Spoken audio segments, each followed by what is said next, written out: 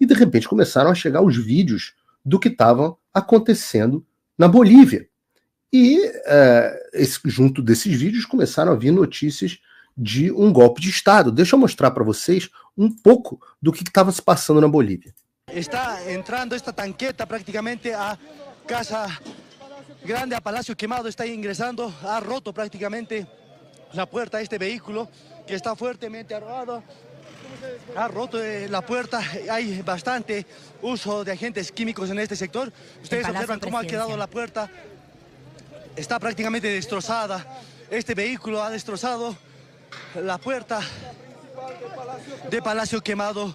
Ahí hay personas, ustedes observan que están tratando de abrir, entendemos que lo van a abrir nuevamente. Han abierto la puerta de Palacio Quemado, este vehículo ha roto prácticamente, ustedes han visto en imágenes en directo lo que ha ocurrido y nuevamente los militares ya toman prácticamente Palacio Quemado, las puertas, lo que hasta hace algunos minutos no podían porque habían policías, entendemos que en la parte de adentro impidiendo esto, pero ya los militares han ingresado con este vehículo oficial. No sabemos si hay heridos o personas que estaban en la parte de atrás. No primeiro momento, quando vi isso, eu falei, não se trata de um golpe. Estranhei, porque a gente sabe, essas imagens aqui, blindado, etc., isso aqui não é, normalmente golpe não é assim. A gente aprendeu recentemente no Brasil e nos Estados Unidos que golpe normalmente tem que ter a figura de alguns tiozões com a bandeira do Brasil, no caso com a bandeira da Bolívia. Não vi nenhum tiozão com a bandeira do país. Não vi ninguém rezando terço. Não rezou terço, não é golpe de Estado. Não vi ninguém cantando o hino da Bolívia. Não vi, não tinha. Não vi vendedor ambulante. Então, não configura golpe de Estado. A gente percebeu isso na hora, que não era um golpe de Estado. Mas aí vieram as notícias em seguida, dizendo, não, era um golpe, mas o golpe não foi adiante. E aí eu estava conversando, procurei muita gente, inclusive uma amiga que trabalhou no governo do Evo Morales na Bolívia, e não estranhe, eu tenho amigos das mais diversas esferas. Quando eu digo que eu tenho bastante tolerância política, é disso que eu falo. E ela falou, olha, nem eu sei o que está acontecendo aqui. Está estranhíssimo isso. Essa história está estranhíssima. Então, para me ajudar a desvendar essa história, eu vou chamar o coronel da Reserva do Exército Brasileiro, meu querido amigo, companheiro de tantas jornadas e companheiro de igreja no domingo também, o coronel Gerson Gomes. Gerson, seja muito bem-vindo. Pois é, né, Paulo? A gente, quando pensa que está tudo mais ou menos certo, que a gente pode colocar os olhares lá no Gilmar Palusa, você me sai com essa aí da Bolívia, né? Pô, a gente estava ontem à noite, eu tava já no modo relax, os caras me resolvem fazer um golpe fajuto, desfazer o golpe, o presidente da extrema-direita se posicionando contra o golpe. Fiquei muito confuso. Gerson, você é um cara que conhece muito de política da América Latina, meu guru, já teve em vários desses lugares, inclusive em missão, conhece, estuda a fundo. Eu queria que você me explicasse para o pessoal da audiência, primeiro, qual o cenário político na Bolívia?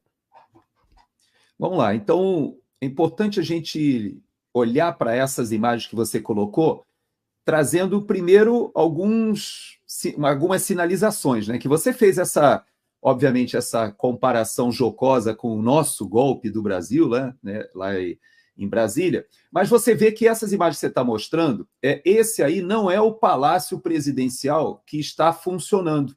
Esse é o antigo. Então, essa encenação foi interessante, porque o presidente ele estava trabalhando no outro palácio, que fica um pouco distante. É bem próximo, mas não é aí. Bom, no entanto, foi feito toda essa invasão e tal, polícia. E o mais estranho ainda é que eu fiz o contato com alguns amigos também de lá, e eles me falaram o seguinte: Gerson, todas as tropas foram chamadas ali para o local, mas sem munição real. O pessoal estava com munição de controle de distúrbio, gás lacrimogênio, ou seja, você faz um golpe de Estado com armamento não letal. Quer dizer, está estranho. Depois, ainda mais esquisito ainda, é o fato de que o presidente, que estava em segurança no outro prédio lá, ele se desloca para ir para esse mesmo local para receber os golpistas, né? E aí fala, aí tem toda uma parte que você depois pode provocar. Mas vamos à sua a sua solicitação do contexto. Eu fico muito confuso, Gerson, porque é uma história um pouco sugênis. Você tinha o Evo Morales, depois você teve toda aquela confusão nas eleições, com problemas com observadores internacionais, questão, não vou falar aqui a palavra mágica, mas uma eleição pouco transparente com a vitória da esquerda. Depois você teve uma prisão da presidente, e agora que está, inclusive, falando no Twitter que não apoia esse golpe. E, no entanto, eu estou vendo na Globo News que há uma articulação da extrema-direita global para derrubar a esquerda, etc. Eu fiquei confuso. Você pode explicar o cenário político da Bolívia para a gente? Porque eu sei que você conhece. Vamos lá. Então, primeira coisa a gente entender é o seguinte. Hoje, quem governa a Bolívia é um representante, se a gente quisesse comparar, seria a Dilma Rousseff do Lula ou o Fernandes da Cristina Kirchner. Então, primeira coisa que a gente contextualizar... Então, Luiz Arce está para Evo Morales, assim como Dilma Rousseff estava para Lula, digamos assim. Perfeito, fica fácil até para a audiência entender. Então, ele era o ministro da Economia do próprio Evo Morales, ele era amigo pessoal do Evo Morales, e veja que o golpe que aconteceu na Bolívia, ele aconteceu, na verdade, quando o Evo Morales tentou o seu 4º mandato. Vamos lembrar que o Evo Morales ele foi eleito a primeira vez ali em 2006, ele muda a Constituição fazendo aquela receita que todo o Foro de São Paulo fez, né, seja na Venezuela, seja na Nicarágua, até foi ventilado se fazer na Argentina. E cada país tentou fazer a mesma coisa. No Equador foi feito, no Peru... No próprio Brasil houve essa discussão de aumentar, acabar com o limite de mandato, né?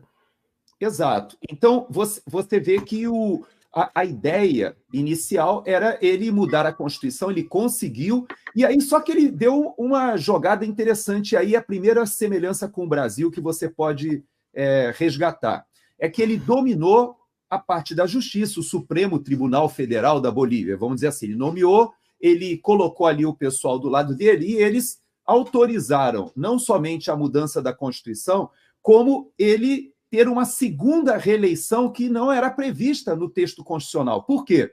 Porque ele argumentou que aquele primeiro mandato dele foi na Constituição antiga, então ele tinha direito a mais 2, então com isso ele fez 3. Só que quando ele estava terminando o terceiro, e viu que não tinha jeito, ele resolveu fazer um plebiscito para ver se eles autorizariam que mudasse a Constituição de novo e ele ficasse um 4º, 5º, 6º. Ele se inspirava muito, obviamente, no Fidel Castro, ele se inspirava muito no próprio Hugo Chávez, mas acaba que o Chávez fica doente, morre, o próprio Fidel Castro, que muitos pensavam que ele não morreria nunca, ele acaba morrendo, mas no caso do Evo Morales... ele queria se perpetuar, fez o plebiscito e aí teve o primeiro problema, porque ele perdeu o plebiscito. Então ele perde, e aí o que ele resolve fazer? Ele vai para a Suprema Corte, o STF, e mais ou menos como o Gilmar Mendes falou, né, que o Lula deve a descondenação e a reeleição dele ao Supremo Tribunal Federal, mais ou menos a mesma fórmula, o Evo Morales olhou para o Brasil e falou assim, eu vou aplicar essa aqui também. E aí o Supremo Tribunal Federal me saiu com uma sensacional lá, o boliviano. Ele disse que era um atentado aos direitos humanos não permitir que o Evo Morales concorresse a 4ª vez. Aí pegou mal, porque aquele mesmo tribunal que você foi em Washington apresentar suas denúncias, o pessoal foi lá e disse, olha, não dá. A OEA falou assim, olha, essa daí está difícil de engolir, dizer que é direito humano não deixar o pobrezinho concorrer a 4ª vez. E aí, as Forças Armadas, e é importante esse ponto, porque aí é que entram as Forças Armadas. Eu estive com militares bolivianos lá no Haiti, e eles me explicavam a situação do Evo Morales, eles diziam o seguinte, coronel, mi coronel, né, como eles falam, a situação é a seguinte, a gente vai empurrando com a barriga até que o Evo Morales vai ter uma hora que ele vai ter que ir embora. Já ouvi isso antes em alguma Força Armada da América Latina, não sei onde foi. Pois é, então o que eles fizeram? Eles foram aguentando, mas só que o Evo Morales resolveu dar essa de não sair e as Forças Armadas, na época, elas apoiaram o movimento popular dizendo, olha, 4º mandato não dá. Mesmo assim, o Evo Morales encarou a eleição, foi eleito, só que ele foi eleito e foi denunciado por toda a comunidade internacional e de lá para cá se instala um regime bem interessante. Por quê? Foi eleito supostamente, né, Gerson? Não, sim, supostamente eleito, porque havia uma série não só a questão de ser ilegal, porque ele não era reconhecido por quarto mandato, mas a Suprema Corte lá disse que ele tinha o direito humano de participar, mas também foi manipulado, houve toda uma questão de falcatruas ali. Bom, transparência eleitoral, vamos chamar essa palavra. Sem transparência, eu estou tentando achar o termo para não falar, mas, na Exato. verdade, houve... O pessoal entendeu aquilo que a gente não pode dizer. Isso, exato. Mas houve. E o que acontece é o seguinte... Olha só, a Yannis, que, aliás, eu quero te parabenizar, né? Porque a filha da Yannis, ela tweetou ontem, né? E até eu vi você colocando lá no teu X, né? Que até a Yannis consegue ter o X dela funcionando presa e você não consegue. Pois é, uma coisa impressionante, cara. Ela tá lá falando no X dela à vontade, presa por abolição do Estado de Direito, sei lá qual foi o crime que enquadraram ela, presa por um golpe.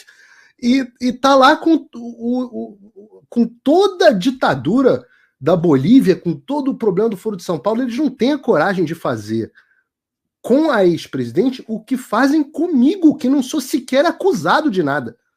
E não somente ela, o Camacho também. Se você olhar o governador, Exato, você vê que não só a ex-presidente quanto o governador, que também está preso, ambos foram presos com o retorno do Evo Morales. Veja que, voltando ali naquele momento, a população se rebela, há um grande movimento, e o Evo Morales ele acaba fugindo para o México, depois ele vai para a Argentina, e o que aconteceu? Ninguém queria assumir a presidência, Paulo. Eles foram assim, bom, o que a Constituição diz? O vice eu não quero. Aí foi para o presidente do Senado, eu também não. Aí foi aquele negócio, sobrou para a Yannis, que era vice-presidente do Senado, acho que era uma coisa assim. Sobrou para ela e ela falou, olha, eu vou assumir, vamos fazer um governo interino e vamos convocar novas eleições. Então, ela foi super democrática. E ela convocou novas eleições. E o que aconteceu? O Evo Morales, do exterior, atuando ali da Argentina, ele conseguiu aquilo que o Correia não conseguiu no Equador. Porque o Correia passou pelo mesmo processo, igualzinho no Equador, ele foi para a Bélgica, foi para a Europa, fugiu, e ele tentou retornar, perde a eleição. E depois, e o interessante também é que o Correia quase consegue voltar nessa última eleição, eles assassinam o principal candidato, por coincidência, mais ou menos parecido com o que aconteceu com o Bolsonaro ali, com aquele atentado, só que no caso do Equador funcionou, eles assassinaram o candidato presidencial há 2 semanas do primeiro turno. Que era um jornalista, né? Era jornalista também, era um cara muito ativo, mas ele era principal inimigo do Correia. E a candidata do Foro de São Paulo e do tráfico de drogas, ele claro, era um cara ele muito opositor. O tráfico de drogas, e ele, inclusive, ele dizia que ela, a candidata do Correia, dizia que se ela fosse eleita, ela ia trazer o Correia de volta.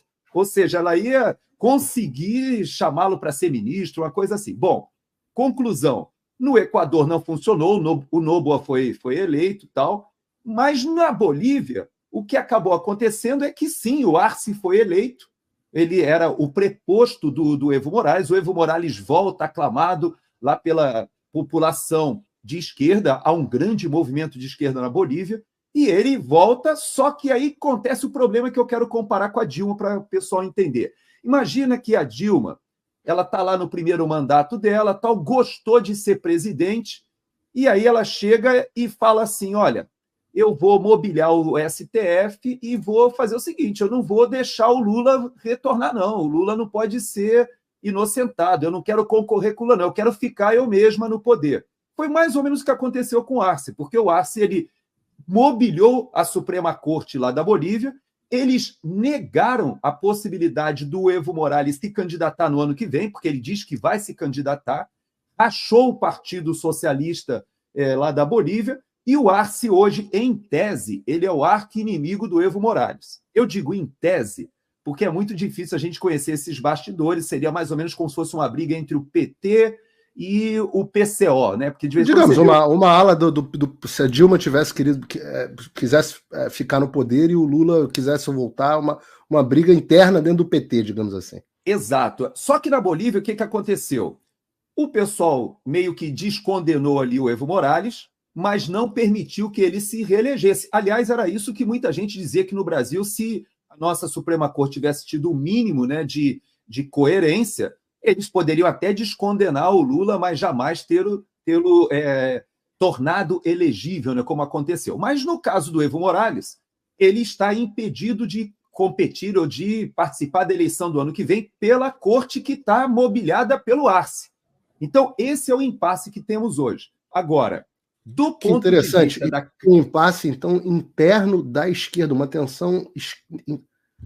E houve, inclusive, uma convocação de greve por parte do Evo Morales contra problemas com os caminhoneiros, se eu não me engano. Contra o Arce. Contra o Arce. Então, assim, como se o Lula tivesse convocado uma greve de caminhoneiros contra a Dilma. Exatamente, a tua comparação está perfeita. Ou que, de alguma forma... no caso da Argentina não dá para comparar, porque a Cristina ficou de vice, né? Ela ficou ali segurando o Alberto Fernandes. Mas no caso do Lula, está perfeita a tua comparação. Então, o que aconteceu? A Bolívia hoje, Paulo, e é importante a gente abrir esse parênteses, porque você conhece a economia mais do que eu.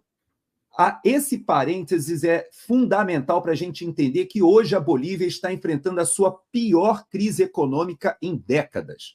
Para vocês terem uma ideia, há poucos anos atrás, a Bolívia tinha mais ou menos ali uns 15 bilhões de dólares como reserva cambial. Então, isso permitia a Bolívia vender, exportar, importar. E dizem que o período do Evo Morales não foi um período economicamente desastroso, né? Pelo contrário. Houve crescimento econômico. É que eu sempre não coloco só o crescimento econômico na conta, mas ele nunca adotou as reformas socialistas, estatizantes, dirigistas do Maduro ou do Chávez na Venezuela. Ele adotou um regime, pelo contrário, com mais presença do mercado, etc., e a economia cresceu. Ele foi jogando, mas só que o próprio Evo Morales, ao final, naquela fase em que ele começou a radicalizar ali no seu terceiro mandato, ele já começou a ter dificuldades na economia também. Mas o fato é que o Arce ainda foi eleito dizendo que ele era o ministro da economia do Evo Morales e que ele ia manter a mesma política. Mas o fato é que hoje, para você ter uma ideia, a Bolívia não tem gasolina e diesel. Eles importam quase 70% do diesel e mais da metade da gasolina, 50 e poucos por cento da gasolina. E mesmo com aquelas refinarias que o Lula deu de presente lá para o Evo Morales, mesmo assim, a Bolívia ela depende da importação, só que hoje, só para a gente dimensionar, ela sai de mais ou menos 15 bilhões de dólares de reserva cambial e hoje está batendo ali entre 1 e 2, ou seja, não tem dinheiro suficiente sequer para você rodar nas transações de exportação e importação. E aí o que começou a acontecer? Não só falta combustível, como falta uma série de itens que são insumos necessários até porque são importados, mas também tem o aspecto do próprio povo não poder usar o dólar. Então, o que aconteceu? O dólar foi congelado, o pessoal que tinha títulos, inclusive bolivianos, ali para 2028 tal, começaram a despencar, e tudo isso foi acontecendo e ninguém falava nada, porque a Bolívia é um país tão pequeno, no meio do continente, não tem saída para o mar. Aliás, mais uma questão jocosa, né? Foi preso junto ali o comandante do Exército e o comandante da Marinha. Então, a Marinha, o meme, obviamente, correu solto, né, nas redes sociais, que a Bolívia, junto com o Paraguai, são os únicos dois países, né, que nós temos na América do Sul que não tem saída para o mar.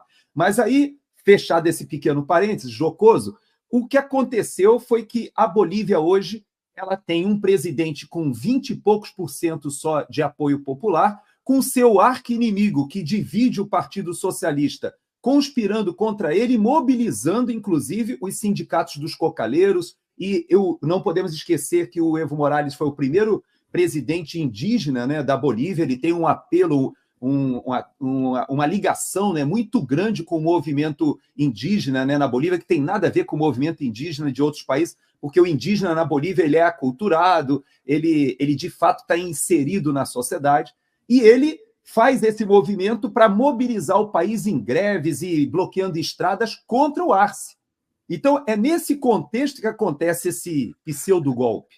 Então, você tem um país em crise econômica, com uma divisão dentro da esquerda, um presidente altamente impopular e uma força armada que está deixando a coisa correr para ver onde é que vai dar. Aí aconteceu isso dessas imagens que nós vimos ontem. imediatamente a gente espera que fala assim, bom, se o golpe é da extrema-direita, a gente vai ter um posicionamento das pessoas da extrema-direita em favor, ou, né, eles prometeram que iam restaurar a democracia, que iam soltar as pessoas e tudo mais, e no final das contas a gente teve uma posição completamente diferente, como a gente falou, da ex-presidente, dizendo, olha, tá aqui a notícia, a manifestação dela, ela diz que era contra, repúdio total a mobilização de militares na Praça Murilo com o objetivo de destruir a ordem constitucional. O MAS, Movimento ao Socialismo, partido governista, com Arce e Ivo, ela coloca os dois no mesmo saco, deve ser retirado por meio do voto em 2025. Os bolivianos defenderemos a democracia. Eu fico sempre curioso, porque pô, se a história é que roubaram a eleição na Bolívia, ela acredita que vai resolver a questão através do voto, bom, tudo bem, cada um acredita no que quiser. Mas o fato é que ela se manifesta contra. Daí vem a questão do general que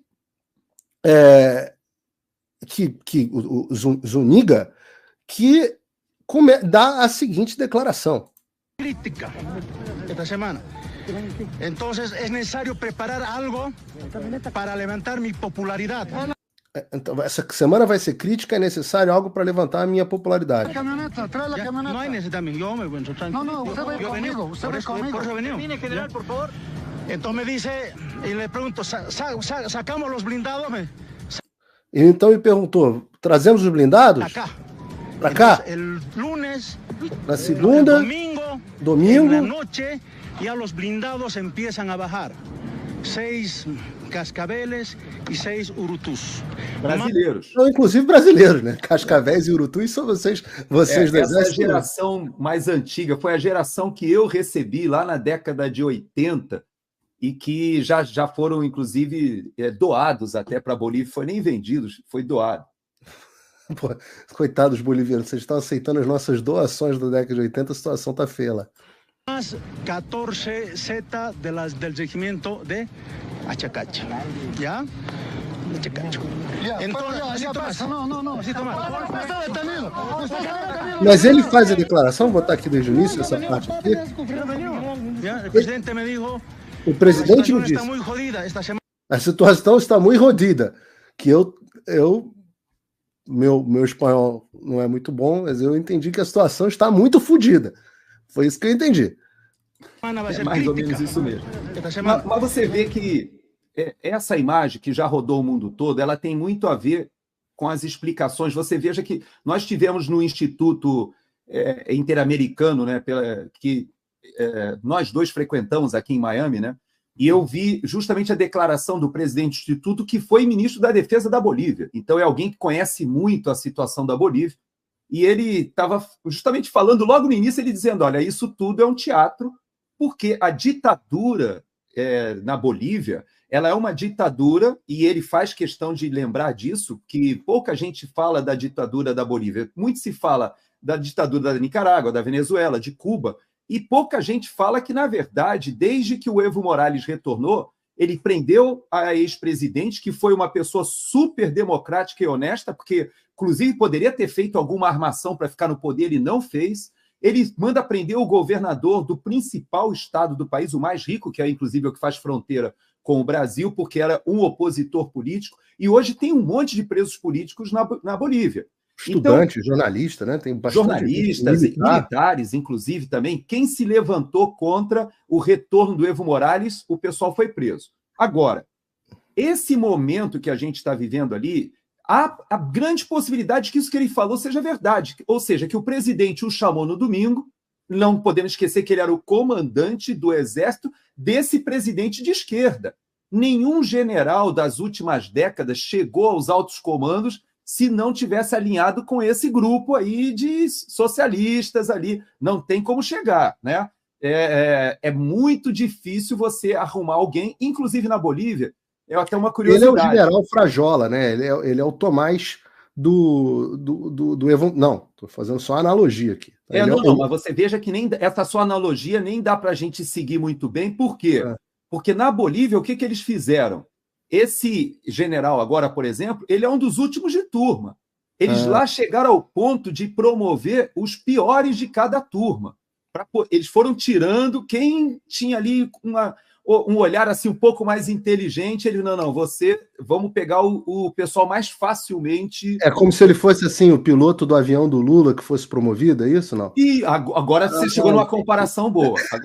Agora você foi no ponto. Entendi. Então, mais ou menos isso que aconteceu na Bolívia. Houve um desgaste muito grande. E esse comandante, veja bem, ele diz, não sei se é verdade, mas é crível, inclusive porque todos os analistas bolivianos que eu li, todo mundo diz que essa história dele tem grande chance de ser, se não totalmente, mas parcialmente verdade. Ele diz que no domingo o Arce chegou para ele e falou assim, olha, a situação está preta, nós estamos aí com o país parado, não tem combustível, as pessoas foram para os bancos sacar dólar, não tem, nós estamos com a população já começando a se levantar e o Evo Morales começou a movimentar o povo para me derrubar. Como é que a gente faz? E aí ele combinou, falou assim, olha, melhor coisa numa hora como essa é a gente abrir a cartilha. Aí abriu a cartilha, estava escrito lá, olha, você faz uma simulação de um golpe, aí você consegue se defender e você chama a população para defender a democracia, vai ter o apoio internacional, vários líderes se levantando contra, e a minha popularidade melhora um pouco e eu consigo ali, pelo menos, aguentar mais um pouco a esse período. Então, o informe que eu recebi, inclusive de um dos assessores de política internacional do Donald Trump, me mandou que o general Zuniga é, inclusive, conhecido pela DEA, que é a Agência Federal de Combate às Drogas nos Estados Unidos, né, Drug Enforcement Agency, por ser um narcogeneral, que ele faz a supervisão dos voos de cocaína para a Venezuela. Também é conhecido como, estou lendo aqui o que me mandaram, também é oferecido como um oficial corrupto desde os dias dele como coronel, encarregado de um regimento de infantaria, onde cumpriu 6 dias de prisão por peculato. Há rumores, eu estou lendo aqui o informe que eu recebi, volto a dizer, de uns assessores de política internacional do Donald Trump, há rumores de que Zuniga é parente da esposa do presidente Arce, adicionando mais especulação a que tudo isso foi um show. Olha como você está correto. Aqui, o meu palpite, diz aqui essa pessoa, é que ele foi pago para executar esse autogolpe e esperava que isso pudesse lhe garantir asilo em outro país e não deu certo. É mais ou menos isso, eu creio. As minhas fontes estão muito convergentes que você colocou. Se o pessoal olhar o meu X, né, meu X, ontem eu já publiquei algo nessa direção dizendo o seguinte: nós temos hoje na Bolívia 3 países com uma grande influência na Bolívia e pouca gente fala disso no Brasil, isso que eu acho estranho. Hoje quem manda na Bolívia realmente são 3 países: Rússia, China e Irã. Veja que o Irã, o que o Irã... E Venezuela? Não, a Venezuela e Cuba têm aquela ligação, mas eles não são potências... Vou ler algo que está no informe do James aqui e você conversa. Aproximadamente 80 oficiais militares venezuelanos chegaram em um voo comercial a La Paz há 2 semanas, isso, alimentando as especulações de que eles podiam estar envolvidos no planejamento desse autogolpe na Bolívia. Ele diz aqui, rastreamos a maioria desses oficiais militares venezuelanos até a Universidade Nacional de Defesa, conhecida como IADEM, em Caracas, que supostamente estão em La Paz para um curso de defesa. No entanto, certamente é possível que alguns desses atores estejam misturados. Esse é o que ele diz a respeito da Venezuela. Ele fala também um pouco sobre Rússia. Se você quiser, eu leio aqui e aí você comenta. Pode ser, pode ser. Papel da Rússia. Isso a gente comentou um pouco antes de entrar no ar, né? O presidente boliviano Luiz Arce viajou a São Petersburgo há algumas semanas para encontrar o Vladimir Putin, enquanto navios de guerra submarinos nucleares russos se dirigiam a Cuba. É importante notar que a Rússia financia e gerencia o programa nuclear da Bolívia, que inclui um centro de energia atômico, o maior centro radiofarmacológico da América Latina e o primeiro reator nuclear da Bolívia, programado para entrar em operação em 2025. E é um dos principais investidores, junto com a China, nas reservas de lítio da Bolívia. Teve acredite se quiser. Tudo que eu estou falando aqui, eu estou falando de uma pessoa que é, de novo, assessor de Donald Trump para assuntos internacionais de geopolítica e professor, né, membro da Heritage Foundation. Estou falando de um scholar aqui de alto nível, que é quem me atualiza sobre esses assuntos de geopolítica. Teve um professor, que eu não sei de onde é que esses caras tiram essas pessoas, que disse que quem estava por trás do golpe na Bolívia era o Elon Musk, e esse cara estava na Globo News falando isso. Ai, meu Deus. Pois por causa das reservas de lítio. Por causa das reservas de lítio. Mas você vê que financiou o golpe. Hoje tem que atualizar esse companheiro aí que você falou, porque, na verdade, o Elon Musk ele já descobriu que as maiores reservas de lítio que tem fora da Bolívia estão na Argentina. Aliás, ali na Puna de Atacama, que é o Chaco do sul da Bolívia e o norte da Argentina. Então, essas reservas já dá para o Elon Musk fazer a festa durante décadas. Então, ele preferiu ir para o lado da Argentina. Mas vamos voltar ali para a situação da Bolívia. Veja que o momento que a Bolívia está vivendo é o seguinte: dinheiro. Eles estão dependendo dos investimentos chineses, estão contando com apoio militar russo, e por causa desse apoio militar, eles continuam com a ligação com a Venezuela e Cuba, só que Venezuela e Cuba, embora tenham uma grande influência militar de inteligência, eles não possuem mais perna nem de se segurarem nos seus próprios países, a verdade é essa. Hoje, se não tiver o apoio da Rússia e da China, tanto Venezuela quanto Cuba não consegue. Cuba então, está passando por uma crise energética violenta. Então, quem realmente está mandando na Bolívia é Rússia e China. Onde é que entra o Irã nessa história? Veja que o Irã está muito longe, Paulo, da sua base territorial. O problema, a treta do Irã é lá com Israel, é com os Estados Unidos lá. Ele faz a liderança daquele grupo da resistência. Então, ele está lá colocando mísseis lá no Iêmen com os Houthis, ele está colocando um monte de míssil e foguete lá no Líbano, ele está na Síria, ele está no Iraque. Como é que vai conseguir chegar na América do Sul? Mas, por incrível que pareça, quem não conhece a forma como é financiado o terrorismo internacional, talvez pense que é um exagero. Mas, na verdade, o Irã ele colocou o Hezbollah dentro da América do Sul para justamente fazer a conexão entre o narcotráfico boliviano e o Hezbollah do Líbano, que faz essa articulação ali na tríplice fronteira Brasil, Paraguai, Argentina, mas também no sul da Bolívia e norte da Argentina, naquela área justamente do Chaco, que é uma área pobre da Bolívia, mas por onde é feita toda a exportação do narco boliviano. Por isso que ontem eu cheguei até a falar com você fora do ar, que tem diferença do narcotráfico da Bolívia para o da Colômbia e do Peru, porque o da Colômbia ele tem uma grande conexão com a Venezuela. Agora, o da Bolívia, ele faz uma conexão com o Hezbollah importantíssima, porque eles fazem uma triangulação do narcotráfico para a Europa, passando pelo Oriente Médio. Veja que a principal rota de cocaína para a Europa, ela passa pelo Brasil. PCC, Comando Vermelho, estão no comando realmente dessa rota, mas existe da Bolívia uma rota alternativa que passava, e ainda passa, pelo Chaco argentino-boliviano, e esse grupo é responsável por essa interconexão com o Hezbollah, ou seja, faz a lavagem de dinheiro e troca para a compra de armamento e financiamento desse grupo que agora está na iminência de ser atacado por Israel, que está saindo ali da faixa de Gaza e agora volta os seus olhares ali para o Hezbollah no Líbano. Então você vê que a conexão é muito grande, só que isso não tem nada a ver com o golpe de Estado da direita, fascistas e coisas do gênero que eu já ouvi hoje. Vi que houve bolsonaristas que comemoraram, dizendo esses sim são os militares mafrudos e tal, mas teve muito bolsonarista desavisado que comemorou, é isso aí, é isso que os bolivianos tiveram vontade de fazer, tiveram coragem de fazer o que os nossos militares não tiveram. Meus comentários no Twitter foram sempre assim, peraí, desconfie. E a história está se mostrando muito mais complexa. Eu sei que você tem que terminar, Gerson, só para corroborar o que você está dizendo. Diz o informe aqui do James, foi relatado que o Irã tem presença desproporcional na Bolívia, com mais de 100, abre aspas, diplomatas e um número crescente de operativos, operatives, né, em inglês, né, agentes, né, do MOIS e da Força Quds. É importante notar que o general Zuniga, o líder militar da rebelião de ontem, no caso, viajou a Teherã no ano passado para elaborar um acordo de defesa MOU Irã e Bolívia, e subsequentemente foi encarregado de organizar a próxima transferência de drones iranianos projetados na Venezuela para a Bolívia.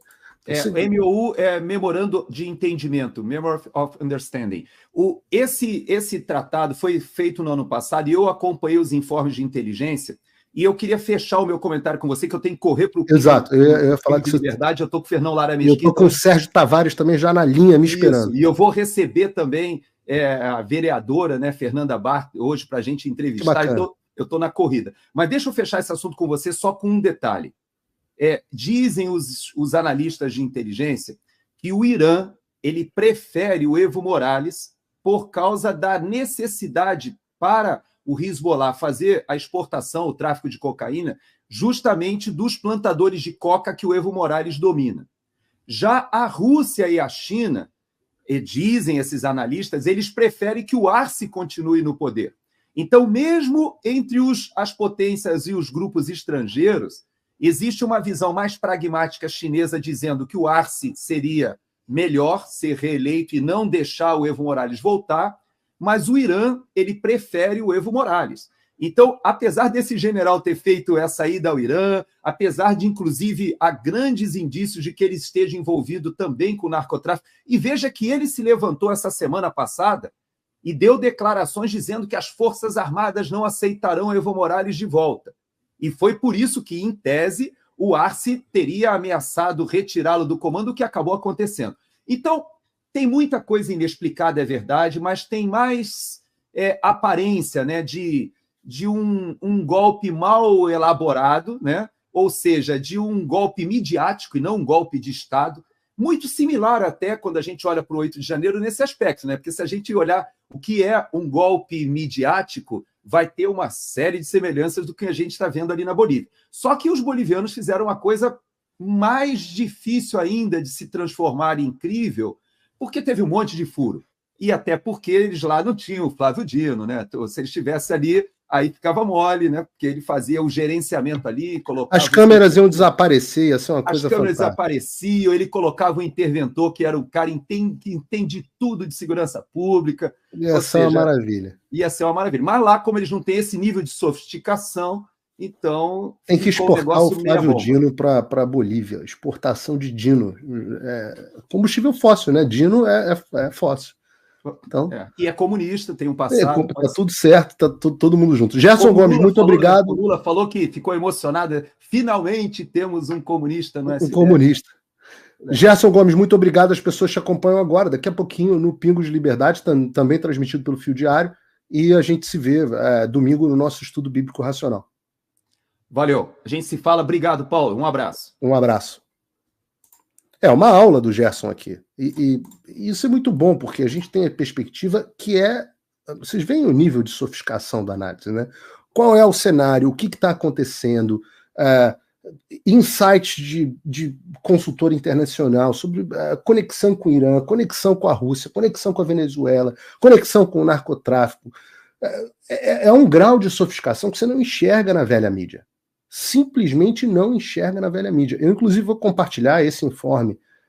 Surreli, me cobra isso, por favor, depois do programa, que eu vou compartilhar hoje para os meus apoiadores, como conteúdo exclusivo no meu site, paulofigueiredoshow.com. Vou compartilhar essas informações. Eu quero receber agora, para mim, quem foi a grande estrela da semana. Por quê? Porque está acontecendo em Portugal, meu querido Portugal, minha terrinha também, onde eu espero estar em breve, está acontecendo a micareta do Gilmar Mendes, o famoso Gilmar Palusa, com todo mundo que manda no Brasil fazendo um baita lobby internacional.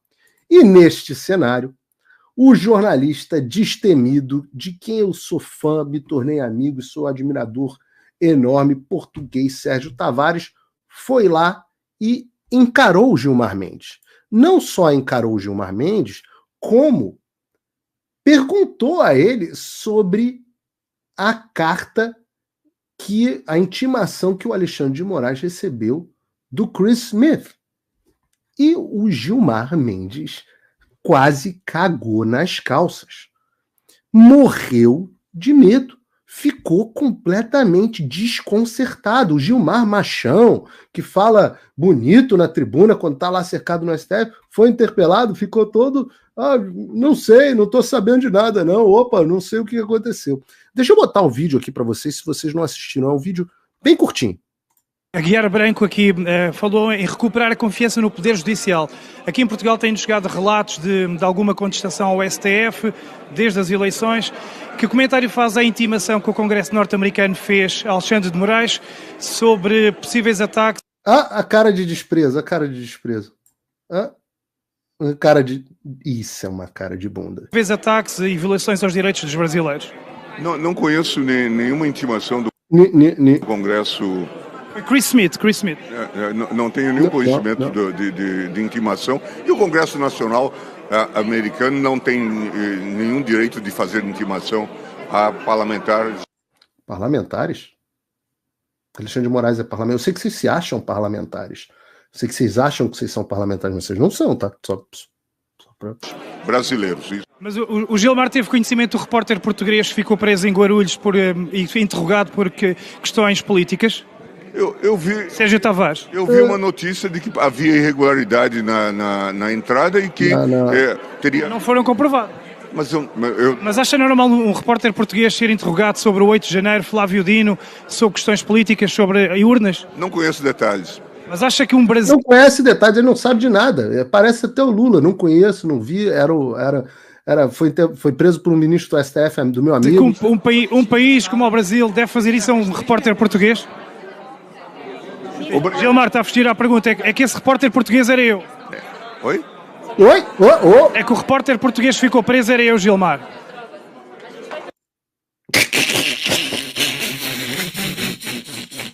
Lamento que tenha ocorrido. Deixa eu botar. Ô Sérgio Tavares, você, muito obrigado por esse momento tão divertido na minha semana. Como disse aqui o Átila Santos no chat, o sapão virou perereca. Que foi isso, Sérgio Tavares? Olá, Paulo. Olá, boa tarde a todos os nossos ouvintes aí do outro lado do ecrã. Estava-me a rir muito porque, de facto, vendo agora assim de fora, vê-lo a gaguejar daquela maneira,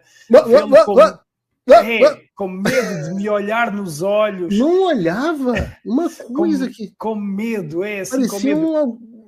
uma coisa impressionante. E você sabe que isso me impressiona, como essas pessoas pessoalmente, e é diferente do Alexandre de Moraes. O Alexandre de Moraes ia te encarar. Sim. Como vários dessas pessoas são frouxos quando eles só são corajosos lá nas canetas, né, com a caneta deles lá no STF, no castelo deles. Quando eles encontram... Como é que foi a sensação disso pessoalmente, Sérgio? Depois, na hora da verdade, acobardam-se. É que, ainda por cima, ele estava ali rodeado dos seus amiguinhos, dos seus braços armados, a imprensa do sistema, CNN, Globo, Jovem Pan, estavam lá todos, e ele, a perceber que estava a ser filmado por todos, embora esses jornalistas devem ter também ficado um bocadinho assustados, que é, não, isso não se pode perguntar, os nossos donos, os nossos amos não deixam perguntar isso. Eles devem ter ficado muito preocupados, mas não tiveram coragem de tirar os microfones, que é o que, por exemplo, aqui as televisões aqui em Portugal fazem. Quando eu apareço e faço as perguntas que incomodam, eles simplesmente tiram logo o microfone. Portanto, aí esses jornalistas foram também apanhados de surpresa. Mas o Gilmar, ele percebeu-se que ele não estava mesmo à espera, e ele nem sequer, como ele não tinha sequer olhado para mim, ele nem sabia que eu era o próprio repórter a quem tinham feito a atrocidade de tratar como um criminoso. E quando ele descobriu, ainda ficou a gaguejar mais. Oi? Oi? Epá, a sério. Aquilo deu-me uma vontade de rir. Sabes que aquilo deu muita confusão, porque eu depois vieram pessoas da organização pedir contas, a pedir satisfações de mim. Tivemos até ânimos exaltados, porque a dizerem que eu não tinha respeitado os meus colegas de profissão e que eu só podia fazer uma pergunta. Obviamente eu respondi, e houve ânimos exaltados porque eu respondi e tirei-os do sério, porque eu disse, não, eu tinha que fazer as perguntas que eu quisesse, porque ele não estava a respondê-las, ele não sabia responder a nada. A partir daí eu tenho que insistir nas perguntas. Não, mas você tem que respeitar os colegas, não. E eu tenho que respeitar. Vocês é que tinham que me respeitar a mim quando eu fui, porque a organização lá era quase toda brasileira. Isto foi cá em Portugal. Quem foram essas pessoas? pessoas, Sérgio? Eram pessoas que estavam lá, assessores do Gilmar, alguém que ficou muito incomodado com as perguntas, estava logo com um olhar assim de pânico quando eu fiz as perguntas, veio-me pedir satisfações e eu disse, pá, olha, primeiro eu não tenho que dar satisfações nenhuma a ti. Eu estou que é isso? O jornalista tem que dar satisfação agora para a organização de eventos? Até onde eu sei, Portugal ainda tem liberdade de imprensa, né? Exatamente, e foi aí que ele disse, não, mas você tem que me respeitar porque eu sou da organização. Eu disse, olha, você é da organização, mas está no meu país, em Portugal, e o seu país não me respeitou quando eu fui lá e fui tratado como um criminoso. E a partir da altura em que aquele senhor não responde às perguntas, eu sou obrigado a continuar a fazer mais perguntas. Ah, mas você não respeitou os seus colegas. Já disse que respeitei porque eu não tive resposta às minhas perguntas. E, portanto, isto aqui, esta discussão com ânimos muito exaltados, eu tranquilo, mas a outra pessoa furiosa, ali mesmo ao lado dos jornalistas da CNN, da Globo, da Jovem Pan, que devem ter ficado depois. Agora sabemos quem é o Sérgio Tavares. Mas pronto. Mas olha, Paulo... Sérgio, que ainda tem acontecido intimidação da organização por você ter feito seu trabalho jornalístico. Você fez as perguntas que eram as mais importantes de serem feitas. É impressionante, mas eu estou aqui te exaltando da forma mais alta possível por você ter feito as perguntas óbvias, que são as perguntas que deveriam ter feito. O nome disso é jornalismo. Né? Na verdade, o que eu teria respondido no seu lugar é, se os meus colegas estivessem fazendo o trabalho deles, eu nem precisaria fazer essas perguntas, porque todos estariam fazendo as mesmas perguntas. Mas, no entanto, preferem perguntar para o Gilmar qual é o sabor de sorvete predileto dele para fazer uma brincadeira com o que fizeram com o Joe Biden aqui dos Estados Unidos. E aí, depois disso, você passa por intimidação, realmente é um absurdo completo. Sim, mas deixa-me dizer-te que eu tinha one shot, eu tinha uma oportunidade, porque imagina que eram para aí 8, 9 jornalistas, e quando estão 8, 9 jornalistas é o primeiro a conseguir fazer a pergunta, é o que se safa, pronto. E eu sabia que eu não ia conseguir fazer 5, 6 perguntas, 7 que eu queria fazer, eu tinha muitas outras perguntas sobre o 8 de janeiro, sobre a anistia, sobre as eleições, sobre Bolsonaro, mas eu tive que escolher o que é que eu dizia, e tive que começar de uma maneira que não entrasse logo a matar, que é para depois então dar-lhe ali a entrada a pé juntos, como se costuma dizer no futebol. E portanto teve que ser ali tudo muito em cima e ele não estava a querer responder, eu tive que insistir e por isso é que eles não acharam piada nenhuma. Agora, isso fez com que, por exemplo, eu hoje estive lá no segundo dia a tentar ouvir, por exemplo, Barroso e outros e já não consegui ter acesso a eles porque eles já, com certeza, avisados do que aconteceu ontem, porque o meu vídeo ficou absolutamente viral. O próprio Eduardo Bolsonaro, que tem 5 milhões de seguidores, partilhou no Instagram dele, quase toda a gente partilhou, tu próprio partilhaste no teu Twitter, portanto, toda a gente deu em vários jornais, na Gazeta, no Oeste Sem Filtro, na Gazeta do Povo, estava em todo lado, e portanto hoje Barroso com certeza não quis ser apanhado, esguio como ele já me tinha fugido no Fórum Económico Mundial em Davos em janeiro, fugiu-me também hoje, mas amanhã eu posso garantir, eu vou tentar apanhar Alexandre de Moraes, eu vou tentar expô-lo e não vou ser tão meiguinho como fui ontem. Eu acho que você está coberto de razão. Como é que está o evento, a Gilmar Palusa em Portugal, Sérgio? Paulo, isto é uma treta, é uma palavra que nós usamos aqui em Portugal, isto é uma treta. Sabem aquela expressão que é para inglês? É uma treta, porque em português treta é briga. Não, treta é uma farsa, nós usamos muito aqui em Portugal. Em português do Brasil, que eu quis dizer, né? Em português de Portugal exatamente. Nós aqui usamos uma expressão que é uma coisa que é para inglês ver, é uma coisa que é para dar aquele ar, aquela aparência, porque é assim, no evento da manhã ontem, o evento de abertura que contou com o Presidente da Assembleia da República de Portugal, contou com o Presidente da Fundação Getúlio Vargas, a tal fundação que é financiada por Jorge Soros, pela Open Society, portanto, para percebermos o calibre de quem lá está. Nessa cerimónia de abertura estava um evento esvaziado, pouquíssima gente, eu até partilhei esse vídeo, ou seja, não deu assim muito interesse. Depois, à tarde, noutra sala, porque o evento da manhã foi no anfiteatro maior, no principal, à tarde, quando estava, por exemplo, o governador Tarcísio a falar, já numa sala mais pequenina já estava mais bem composta. Mas aquilo que eu via lá não era o comum cidadão, pois as inscrições eram gratuitas, qualquer pessoa podia assistir, não pagava. E o que eu vi eram os amiguinhos, aqueles que queriam aparecer, queriam ser vistos lá. É de graça o evento? Se eu quiser ir assistir o Gilmar Palusa, eu posso ir? Qualquer um, e mesmo assim estava completamente esvaziado de manhã, bancadas completamente desertas. E o Tarcísio estava lá falando. Sim, à tarde apareceu o Tarcísio numa sala menor e nessa sala menor já estava mais bem composta. Mas aquilo que eu vi eram tudo empresários e pessoas que querem ser vistas ao lado deles para dizer, olha, estou aqui, sou um menino bem comportado, estou aqui, vim aqui passar o lustro nos teus sapatinhos. Portanto, não vi o público em geral, aquela população nova, não se vê interesse nenhum da população em geral, mesmo no evento absolutamente gratuito.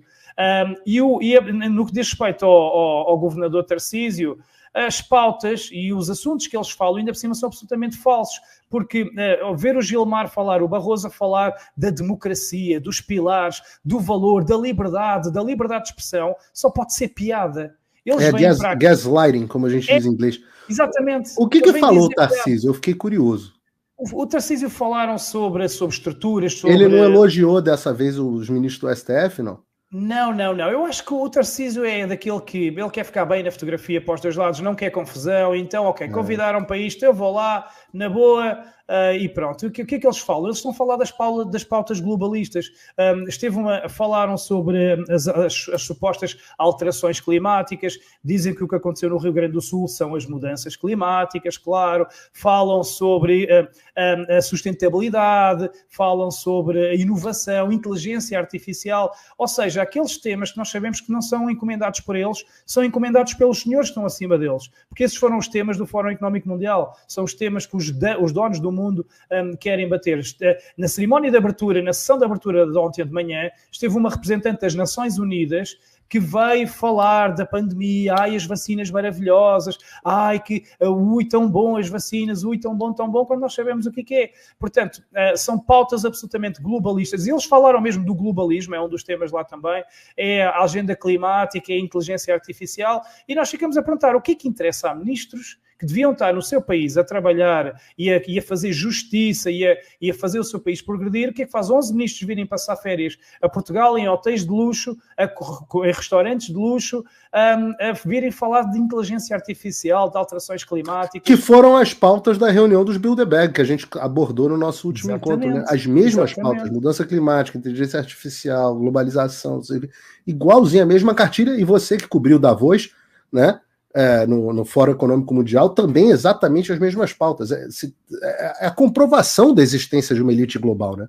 Completamente, e a comprovação de que eles realmente servem uma agenda que que está acima dos interesses do Brasil, é uma agenda globalista que lhes é encomendada por essas elites. Não é à toa que a co-organização deste Fórum Jurídico de Lisboa é a Fundação Getúlio Vargas. Ora, a Fundação Getúlio Vargas, juntamente com a ONG Sleeping Giants, são os dois cancros do Brasil, os dois cânceres do Brasil. São as duas organizações que colaboraram com o Supremo Tribunal Eleitoral em 2019 para criar redes de censura e de perseguição política. Foram os grandes cérebros para atacar Bolsonaro, para atacar os influencers de direita, os jornalistas. Foram essas duas organizações, Fundação Getúlio Vargas e a Sleeping Giants, financiadas diretamente por Jorge Soros. E agora vemos essa fundação a organizar um evento onde estão os 11 ministros do Supremo com esse dinheiro de Jorge Soros. Portanto, eles estão ali a cumprir ordens autenticamente. O problema deles é que eles não estão à espera que apareçamos nós a juntar os pontos e a abrir os olhos à população do que é que eles realmente lá estão a fazer, de quem é que os financia e de quais é que são os interesses, nomeadamente vender a Amazónia, vender as riquezas do Brasil, etc, etc. E pior ainda, e muito menos contavam, que lá aparecesse um repórter a fazer perguntas que não era suposto nenhum jornalista fazer. E aí então, pronto, lá levaram e com esse embaraço. E para não falar da própria primeira reportagem que eu fiz bem lá dentro, onde eu disse mesmo que aquilo é um seminário de ditadores, porque vai uma comitiva que está a promover a perseguição, a censura, fraude e as violações dos direitos humanos e até crimes contra a humanidade. E, portanto, até nisso eles não estão habituados a ter alguém que, bem no nariz deles, diga as coisas como elas são. Já o ouviram quando eu estive no Senado e tiveram que ouvir agora no meu país, sem poderem fazer absolutamente nada. E aí é que está o interessante disto. É que qualquer outro já estaria preso. Isso é verdade. A minha expectativa, Sérgio, é que, junto com esse crescimento do Chega, essas pessoas sejam cada vez menos bem recebidas em Portugal. A gente tem que trabalhar para isso. Amanhã tem Alexandre de Moraes, Sim, amanhã no período da tarde vai estar então o Alexandre de Moraes a falar. Vamos ver se ele vai ter coragem de falar à imprensa e vamos ver se ele vai ter coragem de me responder. É possível que ele simplesmente não responda, é possível que ele tente fugir, não sei, vamos ver o que é que vai acontecer. Que eu vou tentar, e convido até já quem estiver a ver desse lado, que todas estas reportagens lá no fórum do Gilmar Palousa estão disponíveis no meu canal do YouTube, que é o canal Sérgio Tavares. Foi lá que partilhei essas declarações do Gilmar e que vou partilhar as do Alexandre de Moraes assim que as tiver, se as conseguir, porque estamos a falar de alguém que já está sob aviso, que sabe perfeitamente que eu ando por lá e que, obviamente, sabe muito bem quem eu sou, porque eu tenho a certeza absoluta que foi o próprio Alexandre de Moraes que deu a ordem para, no dia 25 de fevereiro, me tratarem como um criminoso. Eu tenho a certeza, porque o telefonema foi feito à minha frente para o delegado de Brasília, e eu tenho a certeza que se não foi ele, foi um dos assessores dele. Portanto, ele sabe quem eu sou, ele sabe para o que é que eu lá estou, sabe que eu estou lá para expô-lo, não estou lá para o ouvir falar as suas mentiras, e, portanto, é possível que ele consiga escapar, mas que eu lá vou estar a tentar, podem contar com isso.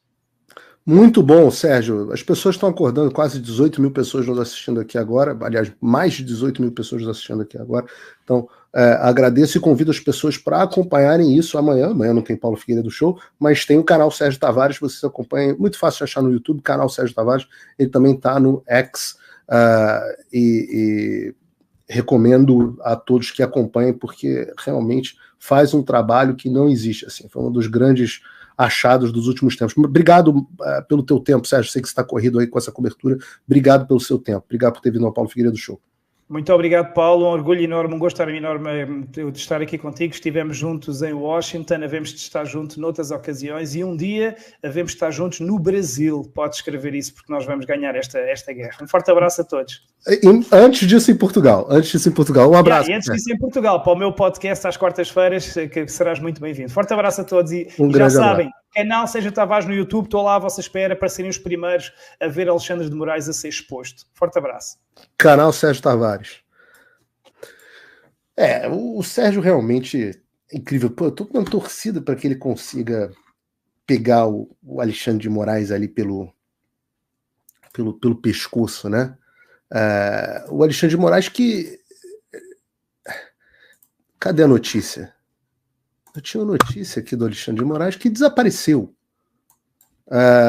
Sobre o Alexandre se autodescondenando.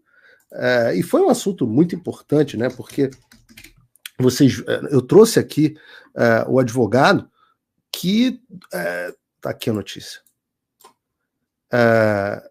Ele não só se descondenou, vamos ler a notícia aqui do que eu estou falando para organizar as coisas, para não ficar bagunça o programa, porque eu gosto de um programa organizado.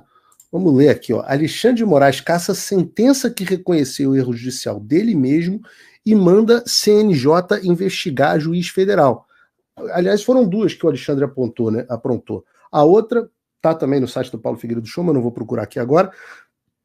Foi que ele mandou a Meta remover os perfis do Facebook do Monark e do Instagram e do Facebook.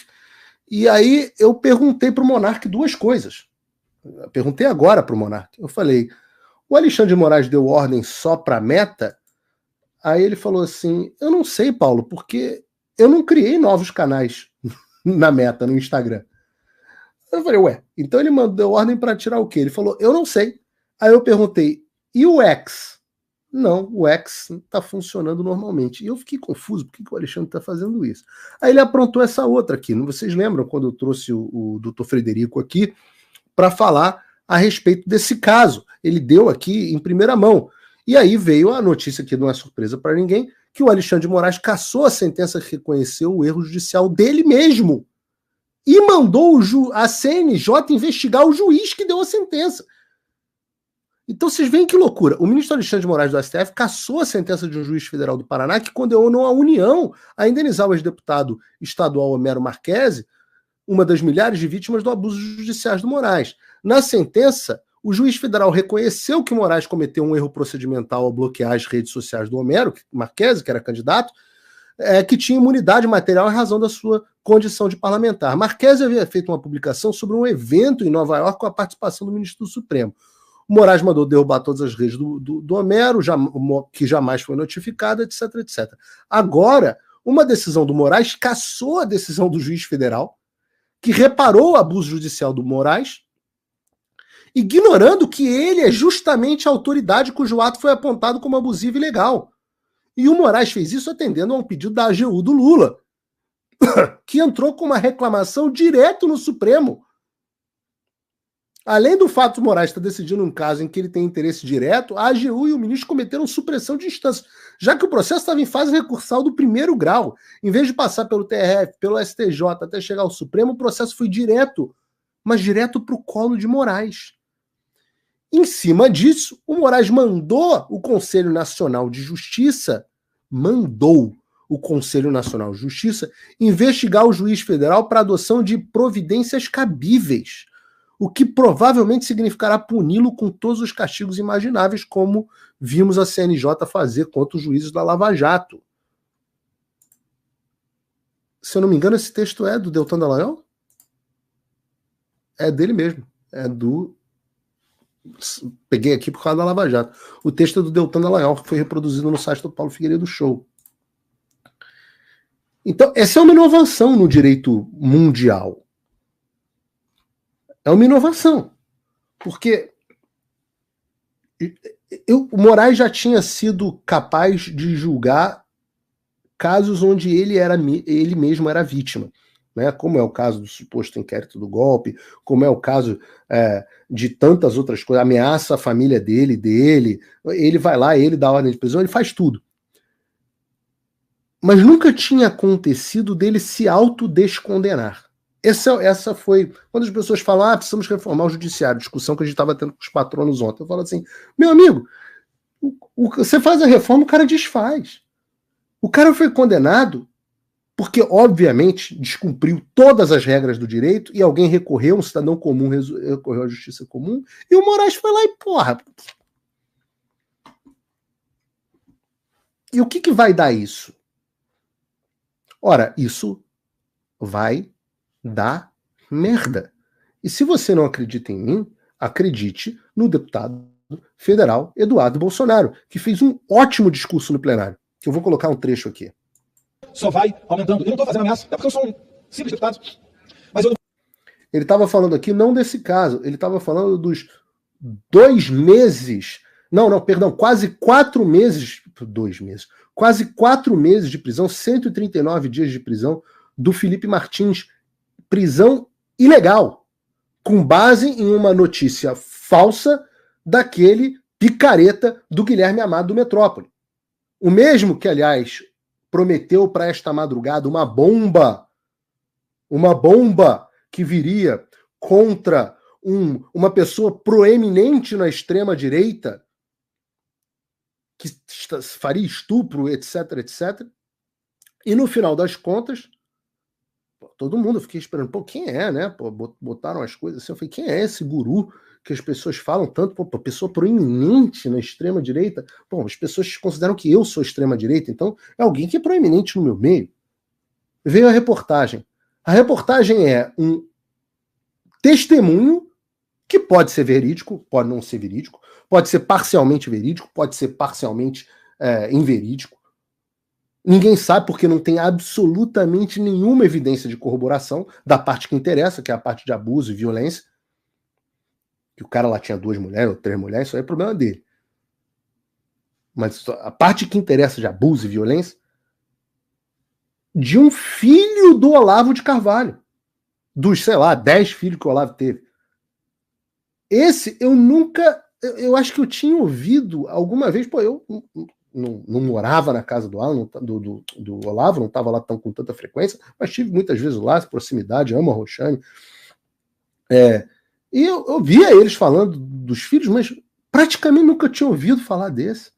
O Olavo não tinha ligação nenhuma, tem tweet do Olavo mostrando que Os filhos dele fazem, e sempre foi assim, essa é a forma que inclusive recomenda que você crie os filhos, seus filhos crescem, todo mundo fica autônomo, segue a sua própria vida, você tem que deixar a pessoa querer ter a tua individualidade. Ele ainda condenava aqueles que queriam moldar os filhos, que é uma tendência que a gente tem, a própria imagem e semelhança. E aí o cara, esse Guilherme Amado mesmo,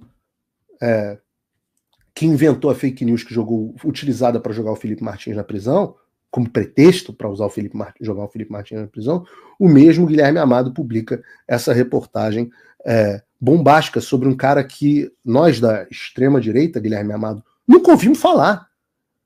Eu não conheço, nem ninguém conhece esse cara. Eu não sei se você teve algum ímpeto em investigar, por exemplo, lá o filho do Lula, né? A outra denúncia, essa não é crível, não? Não teve vontade de investigar, não? Agora, é claro que eu sei que isso faz parte da sua narrativa, da narrativa da esquerda, a mesma que foi atrás do Arthur Lira, para tentar colocar a direita como pró-estupro. Ô, Guilherme, a direita é aquela que quer castração química para estuprador, que quer jogar na cadeia com a chave fora. Quem gosta de estuprador é a esquerda. Quem gosta de bandido é a esquerda. Essa tua tentativa de fazer analogia misturando com o Olavo de Carvalho, vai pra porra. A gente sabe o que você tá fazendo. Só para deixar claro aqui, não tem nenhum trouxa. Mais 18 mil pessoas nos assistindo aqui. Eu garanto, aqui não tem nenhum trouxa.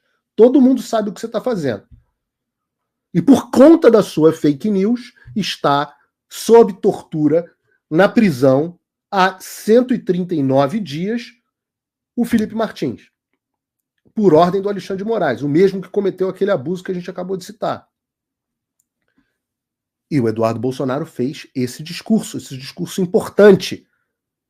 Importante. Ouçam porque ele sabe o que ele está falando. Pelos Estados Unidos. Eu estou falando para vocês. Em um dia. Vou botar aqui de novo. Mas eu ando muito pelos Estados Unidos. Eu estou falando para vocês. Vou botar desde a conta só vai aumentando. Eu não estou fazendo ameaça. É porque eu sou um simples deputado. Mas eu ando muito pelos Estados Unidos. Eu estou falando para vocês. Em um dia, o Trump resolve essa parada. Em um dia, o presidente dos Estados Unidos, que será eleito em novembro, resolve essa parada. Segundo o próprio. Porque todo mundo sabe que as autoridades brasileiras adoram ter uma casa em Miami, uma conta em Delaware. Barroso, sei que você está sempre aqui em Key Biscayne, naquele prédio bonito de milionário. De quem é? De um amigo? Se não for de amigo, acho que vai ser bloqueado, hein? Um negocinho aqui, acolá. Eles já fizeram isso com o narco-ditador venezuelano. Vinculou o Maduro ao cartel dos Soros, braço direito de Nicolás Maduro, Diosdado Cabello, comanda aquela porcaria toda lá. Congelou algumas dezenas de bilhões dos venezuelanos lá nos Estados Unidos. Fazer... Tem muito dinheiro dos venezuelanos congelados aqui, inclusive ministro do Supremo Tribunal Federal da Venezuela. A mesma coisa que o Brasil não está muito difícil. O deputado Chris Smith, que está preparando um projeto de lei para sancionar o Brasil e para preservar as liberdades aqui, já fez um desse na Bielorrússia, tá? 2, 3 anos atrás, ele já fez. Ele é famoso por fazer. Claro, o projeto da Bielorrússia do Chris Smith passou, existe, foi aprovado. Isso. E não é um deputado qualquer da extrema-direita, que vocês gostam de dizer, não. É um cara moderado demais. Às vezes...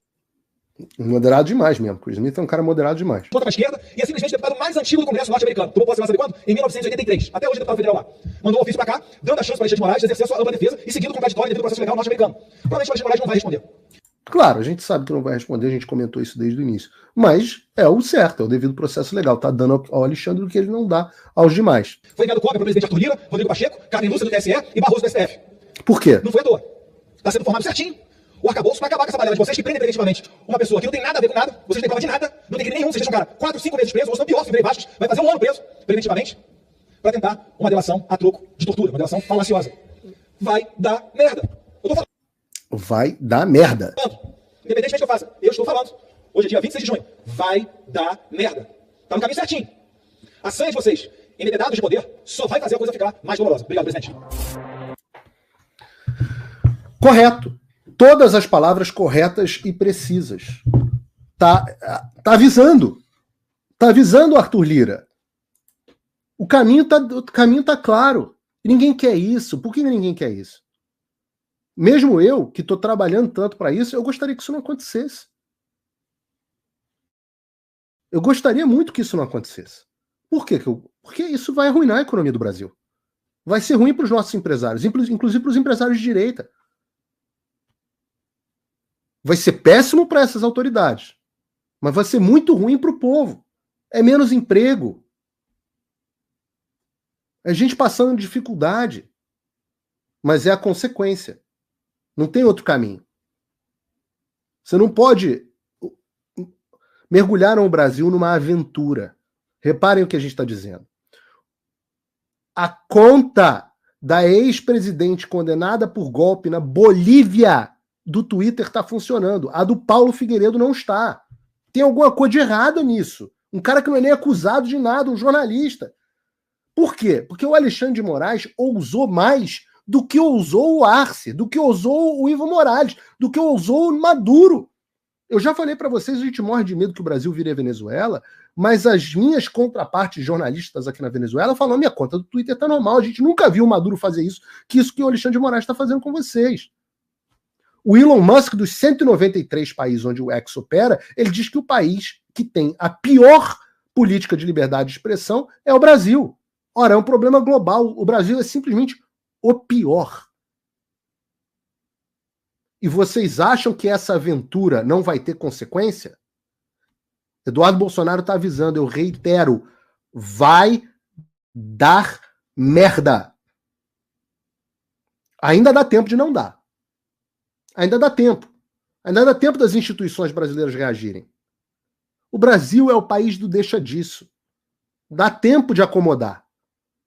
Não é fazendo acordo lá com Tarcísio, sei lá com quem que vocês estão fazendo. Não é. Tem que haver consequências para quem perpetrou essas ações. Mas as instituições brasileiras podem reagir.